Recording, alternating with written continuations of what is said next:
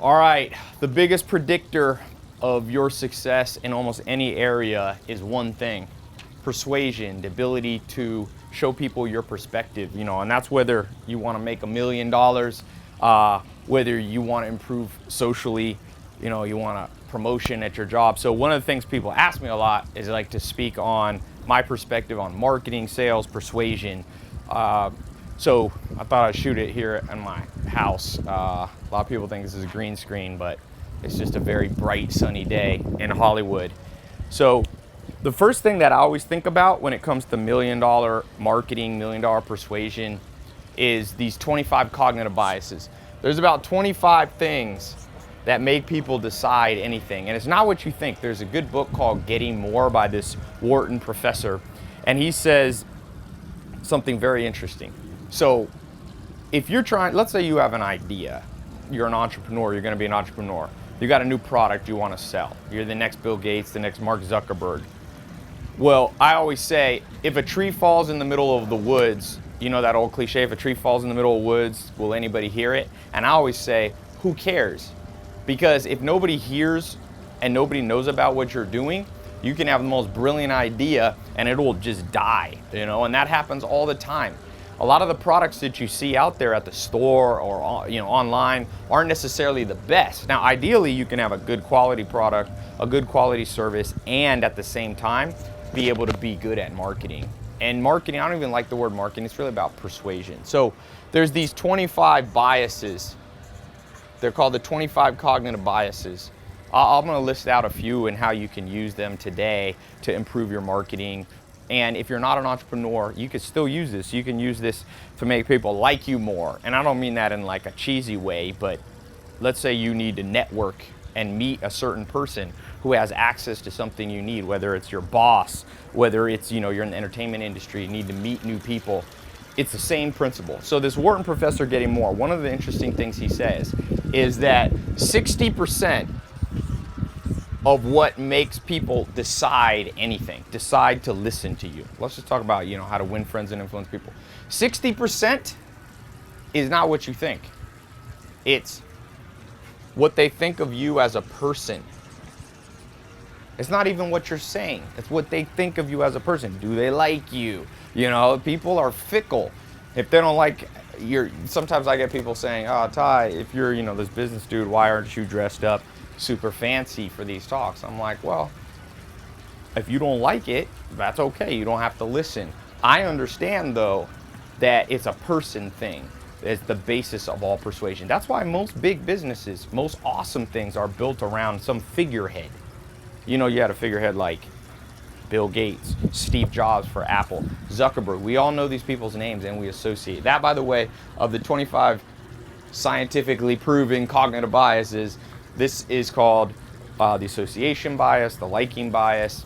Now, what's the other 30%? Now, remember, what I just said is pretty crazy about, if you think about it, what this Wharton professor found. By the way, his book, Getting More, and his class at Wharton is the most sought after business class in the world.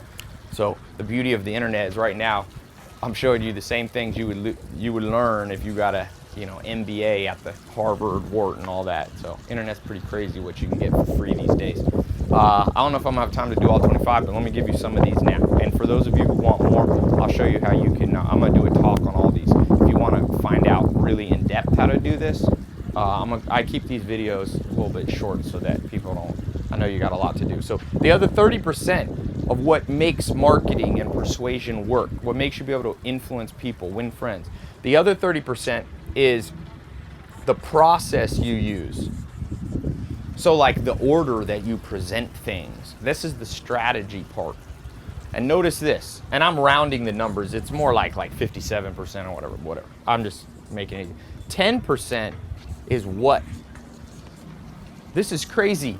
That means if you have an idea for the next, Fitness Pal, now the next fitness app, for the next supplement, for the next restaurant, hotel concept, for doing real estate deals, what you're selling is a minor part of what makes people decide. And this has implications. This is the stuff you don't learn in high school, and most parents, our parents didn't know to teach us because they didn't know this ourselves. You got to learn this stuff. You want to make $1 million? or maybe you don't care about money, you want to change the world, you know? You want to solve injustice, crime, poverty, homelessness, abuse. It all comes to your ability to persuade. And so if you're going in, see, most people do this completely opposite.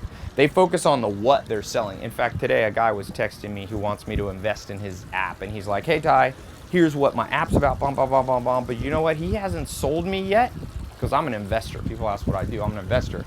He hasn't sold me yet on him as a person. He's got to do a better job. It's not just two of them. They got to do a better job showing me, if they want millions of bucks, they want me to invest money like that, I have to believe in them as a person. This is how our brain is set up.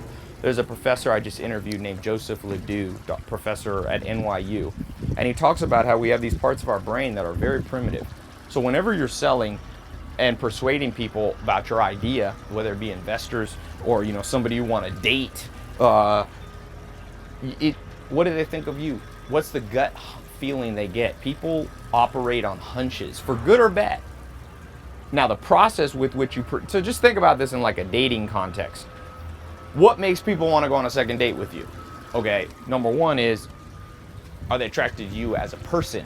Number two is, how do you do the date? Like if your first date, you propose to them, you get down on one knee, they're gonna be scared off because you seem desperate, right? So the process with which you go through the dating, seduction, persuasion, whatever words you want to use.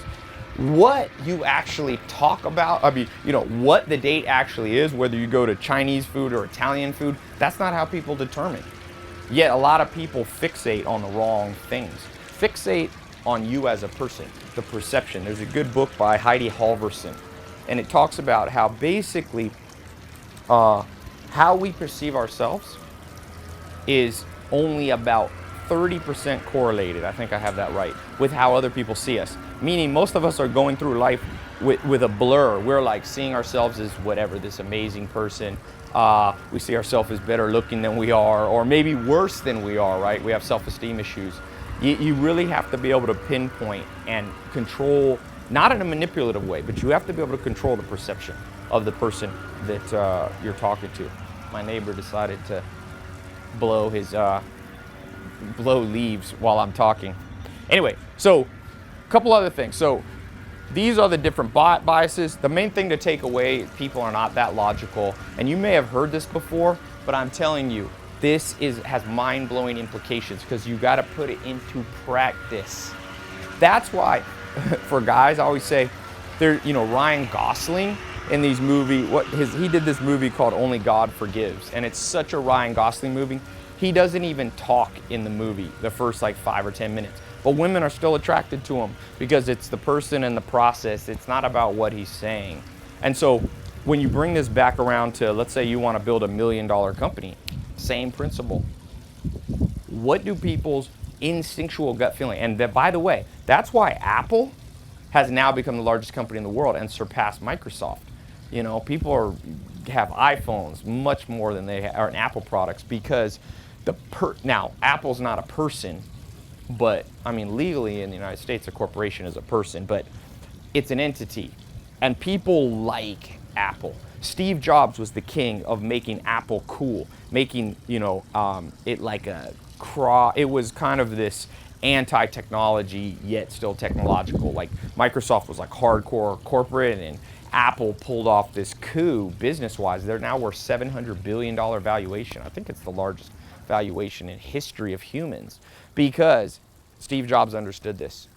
Now, what they're selling is still a good product. So that's why I said you don't want to be good at marketing and sell a crappy product. Like Charlie Munger says, you can't polish a turd. So if you have something horrible and you just want to make $1 million bucks, I hope you won't listen to this. Now, I've just given you one of the angles. There's 25 more. I'm not going to get, how long have we been going here for? About 10 minutes. Yeah, so I'll go a few more minutes. So, but I am going to do a free talk, an online talk. I've been doing this series of online talks.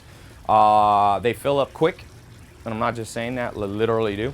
I crashed the servers the last 3 times I did it. So you should see a link below here. Click the link if you want to hear the full talk.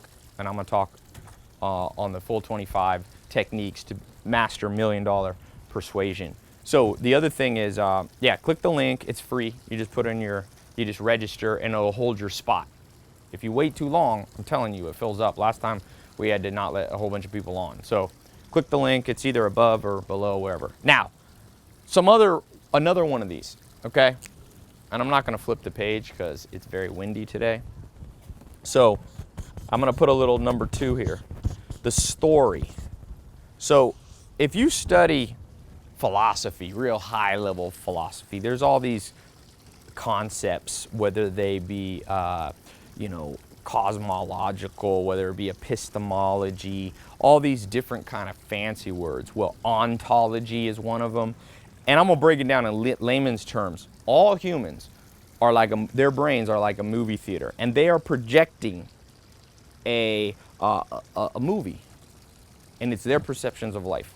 So here's one mistake you can make, and I've made this mistake. If you want to lose a lot of money real quick, I didn't understand this. I lost $28 million over a few years in lost revenue from not understanding what I'm about to tell you.